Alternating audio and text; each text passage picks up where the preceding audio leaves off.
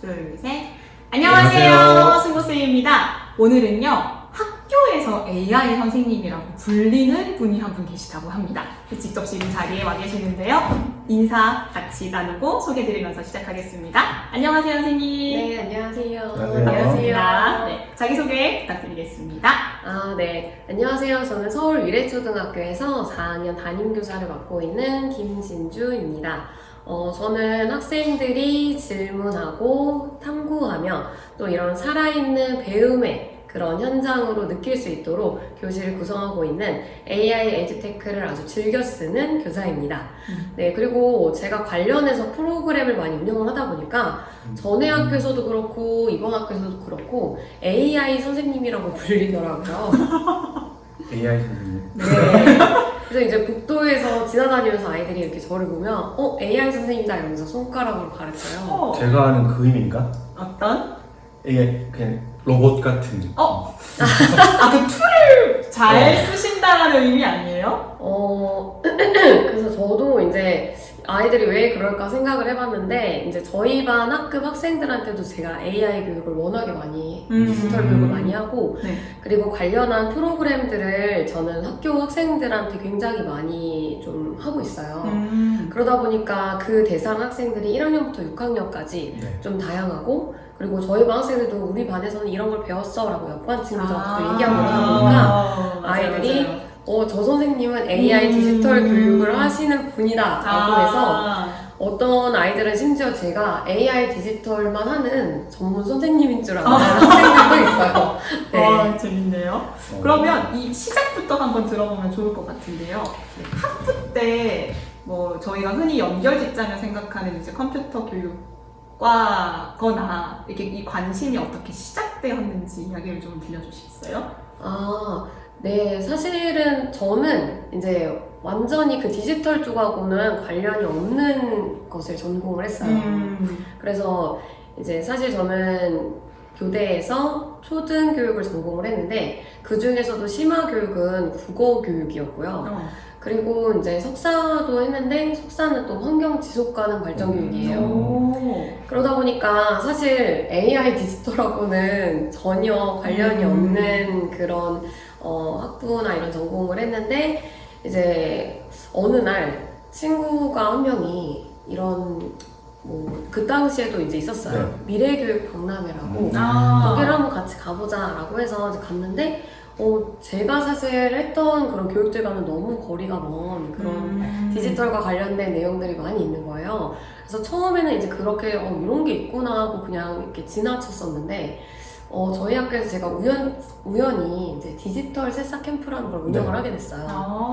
근데 그 수업이 제일 처음이었던 것 같아요. 저한테 이런 AI나 디지털에 관한 그런 영감을 주었던 수업이었는데 제가 그 수업을 이제 어떻게 하다 보니까 운영을 하게 돼서 시작을 했는데 그때 바로 제가 이용을 했던 게 이제 아두이노 보드 중에 하나인 오렌지 보드라는 거였어요. 근데 이제 아두이노는 이제 전 세계적으로 사용하고 있는 보드고 이제 오렌지 보드는 이제 우리나라에서 지금 좀 사용이 되고 있는데 잠깐만. 네. 그럼 아마 아두이노랑 모르시는 오렌지 보드를 잘 짧게 AI 선생님으로서 그게 네네. 뭔지 간단하게 한번 설명을 모르시는 분들을 위해서. 네, 저희 보통 이제 마이크로 컨트롤러라고 네. 외부에 이제 센서 자극들을 이렇게 데이터로 더 어려워지는 좀 쉽게 더 쉽게 그러니까 작은 소형 리모컨? 컴퓨터 칩이라고 생각하시면 돼요. 아, 네, 그 작은 소형 컴퓨터 칩인데 이제 거기에 뭐 센서 같은 것들이 많이 내장이 돼 있어서 현실 세계의 물리적인 것들을 얘가 감지를 하고 그걸 데이터로 변환을 할 수 있어요. 근데 그거를 또 컴퓨터로 전송을 할 수 있는 뭐 그런 인터넷 장치가 있는 것들도 있고요. 근데 그 칩을 제가 이제 그 작은 컴퓨터 칩을 처음으로 사용을 해봤는데 이게 너무 신기한 거예요. 왜냐면은 저희가 실제적으로 겪고 있는 이 물리적 세계의 이런 자극들을 얘가 바로 받아서 그게 컴퓨터에 즉각적으로 나오니까 사실은 우리가 학교에서 이런 경험을 해볼 일이 제가 나이가 좀 있어 그런지 저는 없었거든요. 그때 기준? 네, 그때 기준으로는 없었는데 근데 사실은 저도 이제 제 어렸을 때를 생각하고 교육을 하다 보니까 그런 교육을 할 생각을 못 했었어요. 근데 이런 프로그램을 가지고 이제 제가 교육을 하다 보니까 이렇게 반응을 외부 세계의 데이터를 내가 바로 이 컴퓨터 화면으로 볼 수 있고 이 반응이 또 즉각적이고 이걸 또 코딩을 통해서 저희가 그 결과 데이터들을 뭐 수정을 하거나 어떤 이걸 가지고 프로그램을 만들 수 있고 이렇게 하는 게 너무 흥미롭고 재밌는 거예요. 그래서 사실은 저한테는 그게 되게 큰 경험이었던 것 같아요. 그래서 그 이후로 이런 교육은 되게 재밌겠다 싶어서 사실은 제가 피지컬 컴퓨팅을 통해서 이제 이 디지털 교육에 입문을 하게 됐고 그 이후에 이제 사실 피지컬 컴퓨팅을 하다 보면 이것만 할 수 없어요. 그러니까 이 보드 칩을 가지고 예를 들면 컴퓨터랑 연결을 해야 되고 이 어떤 프로젝트를 수행하려면은 그 프로젝트에 관해서 학생들이 동기 유발이 또 돼야 되잖아요. 그럼 그 사전에 걸친 또 수업들이 필요하고 그러다 보면은 그 과정에서 또 다른 디지털 플랫폼이나 도구들을 활용을 해야 되고 그러다 보니 제가 네, 맞아요. 자연스럽게 이 피지컬 컴퓨팅의 흥미에서 호기심에서 시작해서 전반적인 디지털 교육을 아우르는 그런 거를 시작을 하게 됐어요. 그 말씀을 듣다 보니까 이렇게 원래 전혀 관련 없던 전공을 했다가 한번 접하면서 띵 했잖아요. 맞아요. 그게 뭔가 진주쌤의 성향이랑도 관련 있지 않을까라는 생각이 들어서 그런 거 혹시 한번 엮을 수 있을까요? 네. 맞아요. 제 성향이랑도 되게 굉장히 관련이 있는 것 같은데 제가 원래 좀 호기심이 많고 이것저것 많이 해보고자 하는 그런 성향을 가지고 있어요. 로봇 같은 느낌은 전혀 없고. 전혀. 너무 그 AI 선생님에 꽂힌 거 아니에요 지금? 모르죠. 그쵸. 아직 잘 모르셔서 그러실 수 있는데 제가 이렇게 막 뭐 반응이 로봇 같다거나 그러진 않고 정말로 좀 호기심이 많아요. 그래서 사실은 저를 아는 사람들이 이렇게 보면은 약간 저는 학창 시절에 제가 굉장히 공부도 열심히 하고 해서 제가 모범생이고 집중력이 굉장히 뛰어나다고 생각을 했어요. 본인이 해석한 과거의 나. 맞아요. 근데 이제 성인이 되어서 일을 하다 보니까 또 요즘에 또 사회가 이게 멀티태스킹을 안 할 수가 없는 사회잖아요. 그래서 진짜 뭐 업무 중에도 계속 메신저가 오고 메일이 오고 또 거기에 전화 오고 그 와중에 아이들 또 학생들도 이제 막 뭐 선생님 뭐 이건 어떻게 해요 막 질문하고 쉬는 시간에도 오고 하다 보니까 이게 저도 모르게 좀 멀티태스킹 같은 거를 하면서 좀 주의가 산만해졌나 봐요. 그러다 보니까 작업들을 하면서 좀 정말 극단적으로 ADHD다 라는 생각이 들 정도로 이것저것 해보고 있는 중이에요. 그래서 이제 호기심도 많고 또 여러 가지를 시도해보고 하다 보는데 사실은 저희가 아무리 호기심이 많아도 어떤 걸 접했을 때 재미있어야 그걸 하잖아요. 그렇죠. 근데 이 피지컬 컴퓨팅이 딱 저한테 그런 자극을 줬던 것 같아요. 그래서 이제 제가 수없이 많이 하고 있는 것들 중에 이것도 해보면 좋겠다 라고 해서 시작을 하게 됐는데 사실 이렇게까지 몰입을 하게 될 줄은 몰랐었어요. 그 당시 그것만 한 게 아니고 여러 가지 하다 보니까 그중에서 약간 더 관심 가고 재밌는 이쪽으로 가게 됐다. 실제 흥미를 느꼈던 기본 포인트로. 그 연결 성향은 ADHD다. 정리가 그렇게 되나요? 멀티태스킹이 발달하게 되면서 이렇게 네. 하다가 이렇게 한 개로 정리된 거다. 네, 좀 호기심이 많았다라는 식으로 그게 맞는 정도 같은데요?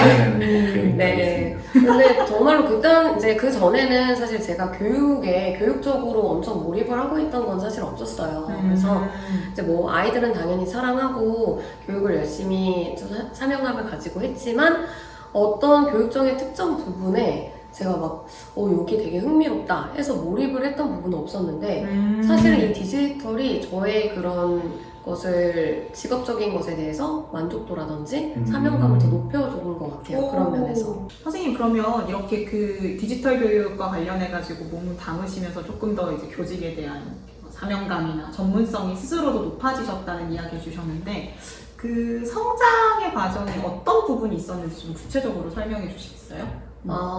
일단 제일 첫 번째로 말씀을 드리면 좀 시야의 확장인 것 같아요. 그래서 저는 어떤 시야? 그러니까 사실은 예전에 제가 교육을 할 때는 좀 이 내용을 꼭 학생들이 배우고 갔으면 좋겠다라는 생각으로 좀 지식적인 부분에 제가 좀 치중을 했었던 것 같아요. 그런데 이제 디지털 교육을 하다 보면 사실 디지털은 하나의 그 방법적인 거잖아요. 그래서 이거를 저희가 활용을 해서 어떤 다른 목적을 이루어가는 거기 때문에 학생들이 사실 디지털 기술을 가지고 탐구하고 배우고 아이들이 성장하는 그런 모습을 제가 많이 관찰을 하다 보니까 아이들이 탐구하는 것에 또는 아이들이 직접 문제의 본질을 발견을 하고 그거를 해결해 나가는 과정에 제가 초점을 맞추게 되더라고요. 그래서 사실 그 전에는 제가 이제 프로젝트 학습 같은 것도 선생님들 너무나 잘 아시다시피 굉장히 많은 차시가 소요가 네. 되잖아요. 그러다 보면 저는 이제 제가 임고 때 사실은 성적이 굉장히 좋아요. 그러다 보니까 아니 이게 뭐 자랑하려고 하는 게 자연스럽게 아니고 잘하시는 것 아. 같아요. 배우려고 해야죠. 생각하고 있었어요. 아니 아, 네, 그게, 근데 이제 그런 이론적인 거에 대해서는 제가 굉장히 예전에, 이제 그때는 실질적으로 제가 수업을 안 해보고, 임고 때는 공부를 했던 상황인 거죠. 그런데 그렇게 이론적으로만 배우고, 사실 현장에 나와보니까, 이거를 제가 적용을 하고 하는데 사실 너무 어려움이 많았어요. 그래서 실제로 그냥, 내가 그 외웠던, 암기했던 프로젝트 학습을 이렇게 진행을 하는데, 뭘 가지고 해야 될지도 모르겠고 이 많은 차시를 아이들과 그냥 이끌어가기도 되게 힘들고 했는데 이제 디지털적인 거에 도움을 받아가면서 또 아이들이 저도 그렇고 아이들도 그렇고 이렇게 하니까 문제를 해결해 나가기가 훨씬 수월해진 거예요. 그러다 보니 제가 시도해보지 못했던 교수학습적인 방법을 또 시도를 해볼 수가 있게 됐고 그리고 저도 이제 시도를 하다 보니까 그걸 또 개선해 나가고 싶잖아요. 시행착오도 있고 실패도 있으니까요. 근데 이제 그런 것들을 개선해 나가려면은 제가 이 프로젝트 학습이라는 거에 대해서 예를 들면 더 자세히 알아야겠더라고요. 그래서 제가 그때는 정말 시험을 보려고 공부를 했었다면 네. 이제는 정말 제가 수업에 쓰기 위해서는 내가 이 방법적인 걸 확실히 알고 이 내용을 여기에 녹여서 아이들이 정말 문제를 잘 해결할 수 있게 만들어 가야겠다는 생각으로 제가 학습을 하게 됐어요. 그래서 그 전에보다 훨씬 더 이제 어떤 영상적인 거나 아니면 도서 쪽이나 이런 것들도 제가 찾아보고 주변에 수석교사님이 계시면 또 여쭤보고 또 이제 그쪽으로 또 강의하시는 분이 계시면 또 여쭤보고 해서 정말 도움을 여기저기 요청을 하고 또 이렇게 주변에 이 학습을 프로젝트 학습을 진행을 해봤다는 교사가 있으면 이제 또 담소를 나눈다가 그런 얘기가 나오기도 하잖아요. 그렇죠. 그러면 어떻게 했어? 라면서 구체적으로 좀 물어보기도 하고 더 자세히. 근데 예전에는 제가 이런 거에 관심이 없으니까 사실은 친구들이 어떤 수업을 했어 해도 그냥 지나치는 거였는데 이제는 어떻게 했어? 라고 아이디어를 얻기도 하고 그거를 제가 더 기록을 해놨다가 발전시키기도 하고 그러면서 저는 많이 성장을 했던 것 같아요. 그러면 좀 구체적인 예시를 좋아해서 생각나는 수업 내가 이 프로젝트 진짜 내가 생각해도 너무 살짝 멋있다 이런 느낌 이건 내가 진짜 잘 디벨롭 해가지고 자랑스럽다 하는 게 있는지. 아니에요. 사실은 프로젝트 학습은 제가 자랑할 만한 건 없어요. 그럼 그거 아니라 그 이유가 프로젝트 학습은 저도 이제 맨 처음에 제가 프로젝트 학습을 할 때는 이거를 꼭 정말 우리 주변에 있는 문제를 아이들이 직접 찾아보고 그걸 해결을 해 나가서 결국에는 아이들이 성공을 했다라는 걸 경험을 해야 이게 완벽한 프로젝트 학습이라고 생각을 했어요. 그런데 막상 해보니까 사실은 이걸 해결해 나가는 과정 자체에 너무 큰 의미가 있고 해결이 안 되는 경우도 수없이 많더라고요. 근데 이제 아마 달구쌤께서 질문을 하신 것은 이제 결과적인 것보다는 그 과정이 참 잘 운영되었던 수업을 말씀을 하시는 것 같아요. 네, 근데 저는 이제 최근에 제가 했던 프로젝트 학습이 제일 기억에 남는데 제가 이제 그 새로 재개교하는 학교에 올해 지원을 하게 됐어요. 사실은 그것도 디지털 교육을 하다 보니까 저는 아까도 말씀드렸다시피 이제 이쪽으로 전공을 한 사람이 아니다 보니까 이 교육을 하다 보면 이제 문제 상황이 많이 생겨요. 선생님들도 해보셔서 아시겠지만 이제 디지털 교육을 하다 보면 나는 분명히 이렇게 하려고 했는데 예기치 않은 컴퓨터적인 오류라든지 이런 것들이 정말 많이 발생을 해요. 한 차씩 날아갑니다. 네, 맞아요. 근데 이제 그런 걸 해결하려면 기본적으로 이런 컴퓨터나 아니면 그런 것들에 대한 지식이 있어야 되더라고요. 그래서 사실 저는 그 학교의 업무 중에 과학정보부장을 너무 하고 싶었는데 그거를 지원을 하려고 사실은 그 재개교 학교에 지원을 했어요. 네. 그래서 이제 갔는데 그 학교는 급식실이 있더라고요. 근데 원래는 없었어요. 네. 다른 없는 학교도 있어요. 네, 근데 소름이구나. 맞아요.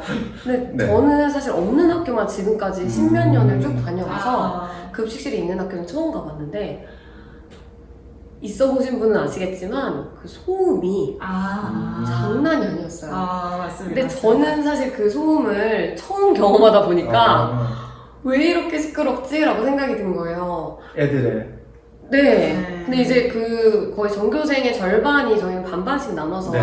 급식을 실시하거든요. 보통 그렇겠지만. 그래서 이렇게 나눠서 진행을 하다 보니까 그 수많은 저희는 4, 5, 6학년인데 4, 5, 6학년 학생들의 그 소리와 또 막 그 잔반 이런 식기 부딪히는 네, 소리 맞습니다. 이런 소리들이 다 합쳐져가지고 정말 큰 소음이 일어나서 제가 그 스마트워치를 차고 다니는데 이 상태로 30분 이상 노출이 되면 청력이 손실됩니다 라는 이런 메시지가 계속 뜨는 거예요. 그래서 이거 진짜 심각하다 하면서 친구들한테도 학생들한테도 그거를 계속 보여주면서 얘들아 지금 소음 문제 되게 심각한 것 같지 않니? 해서 사실은 아이들과 그 문제를 정해서 이제 프로젝트 학습을 시작을 했어요. 근데 그걸 해결해 나가는 과정에서 이제 사실은 디지털적인 게 없었으면은 하다가 포기했을 것 같아요. 그래서 이 문제가 정말로 이 프로젝트 학습에서 꼭 해결을 해야 되는 문제인지 정말 중요한 문제인지부터 사실은 설문조사를 시작을 해야 되잖아요. 근데 그 설문을 할 때 그 대상이 이제 전교생이 될 수도 있고 뭐 이 교사가 될 수도 있고 한데 이 수많은 사람들에게 다 이거를 설문지를 물어봐서 조사를 한다는 것 자체가 이 노력이 너무 많이 드는 거예요. 아이들이 이제 설문지를 만든다 쳐도 그거를 배포하고 또 그걸 수업에서 결과를 집계를 하고 나면 이제 힘들어서 아이들도 지치고 저도 지치겠죠. 자, 이런 통계를 그냥 우리 수학적으로 그래프로 표현해보자 하면은 그 정도 있으면 굉장히 일반적인 유의미한 수업이었다라고 끝낼 수도 있어요. 그죠? 맞아요. 그래서 이제 보통 그렇게 되는 게 일반적인데 이제 저는 디지털 교육을 워낙에 열심히 하니까 그런 구글 폼을 써보자 라고 해서 근데 구글 폼은 사실 선생님들이 많이 쓰시지 아이들은 안 써봤잖아요. 근데 아이들에게 이제 브리스크 티칭을 활용을 해서 그거를 그럼 집에서 이제 플립 러닝으로 집에서 미리 이거 만드는 법에 대해서 그 영상에 대해서 학습을 해와라. 반애들. 네. 근데 이제 브리스크 티칭에 또 튜터라는 기능이 있어요. 그러면 그 영상에 대해서 아이들이 자기가 학습한 내용을 대화로 그 AI 튜터랑 주고받을 수 있는 기능이 있거든요. 그래서 그걸 통해서 아이들이 이렇게 학습을 하고 집에서 이거에 이제 흥미를 가진 학생들은 심지어 엄마랑 아빠랑 구글 폼 설문지를 만들어 왔다는 학생들도 있더라고요. 그래서 이렇게 연습을 해오고 나니까 학급에서 바로 그러면 이제 구글 폼 설문에 관해서 너희가 학습한 내용을 친구들이랑 같이 토의 토론에서 이야기를 나누면 이제 조금 덜 봐온 친구들도 이렇게 이야기를 나누면서 어떻게 만드는지 알게 되고 그리고 이거를 통해서 이제 설문을 만들었더니 그 설문 결과를 집계를 또 하는데 사실은 이게 설문조사만 하면 결과가 바로 나오잖아요. 그래프로. 그러니까 따로 저희가 정리를 할 필요가 없었고 그래서 이 문제는 우리가 정말로 해결해야 할 중요한 이 학교의 문제다라는 것을 쉽게 파악을 할 수 있었어요. 그래서 되게 의미가 있었고 또 학생들도 그런 면에서 우리가 이제 만든 설문을 가지고 바로 활용을 해서 이렇게 결과가 나오니까 아이들도 너무 신기하고 또 이런 성공하는 경험을 시작을 하니까 이 프로젝트에 대해서 더 몰입해서 진행을 할 수 있었던 것 같아요. 그게 사실 발단 부분만 선생님이 소개해 주신 거잖아요. 네, 맞아요. 그럼 그 이후에 들어가는 또 디지털 관련한 아이들의 문제 해결 과정은 어떻게 들어갔는지도 좀 궁금해지긴 한데요. 이 급식실 소음 해결 프로젝트에서요. 그렇죠. 이 급식실 소음에 대해서 이제 아이들하고 이런 소음을 측정하는 거를 한번 해봤어요. 왜냐면 실제적으로 이게 어느 정도 데시벨인지 아이들과 함께 알아야 되니까 그거를 아이들이 밥 먹는 중에 그 중간에 테이블 위에 올려놓고 이 소음 데시벨을 학생들이 직접 볼 수 있게 했어요. 그리고 이제 잘 안 보이는 친구들한테 제 워치를 통해서 옆 친구들한테 보여주기도 하고 이렇게 해서 공유를 하면서 이제 학생들이 정말로 심각하다는 걸 알고 그 다음에 꼭 디지털만 사용을 한 건 아니었어요. 그래서 저희가 이제 왜 이 문제가 심각한지에 대해서 이제 5Y 기법이라고 계속 이제 파고 들어가는 거죠. 그래서 근본적인 원인을 일단 찾아보고 그 근본적인 원인에 대해서 또 이제 해결을 하려면은 어떤 해결 방안이 있을지 또 학생들이 찾아보는 과정에서 이제 이런 AI 디지털을 활용을 했는데 이제 학생들이 사실 이용할 수 있는 플랫폼이 되게 제한적이다 보니까 맞아요. 예, 그거를 잘 정리해 줄 수 있는 뭐 특정 플랫폼을 소개해서 아이들이 거기서 아이디어를 얻기도 하고 이렇게 해서 또 진행이 되고 나면 이제 또 프로젝트 학습의 끝은 항상 산출물 같은 게 나오잖아요. 그렇죠. 왜냐면 저희가 우리만 이렇게 연구를 해서 끝나는 게 아니고 다른 사람들에게도 이렇게 하자라고 얘기를 해서 이 문제를 다 같이 해결해야 되기 때문에 그 해결하기 위한 뭐 포스터 만들기라든지 아니면은 그런 동영상 만들기 같은 데에서 이제 또 AI 디지털 도구를 많이 사용을 하게 되죠.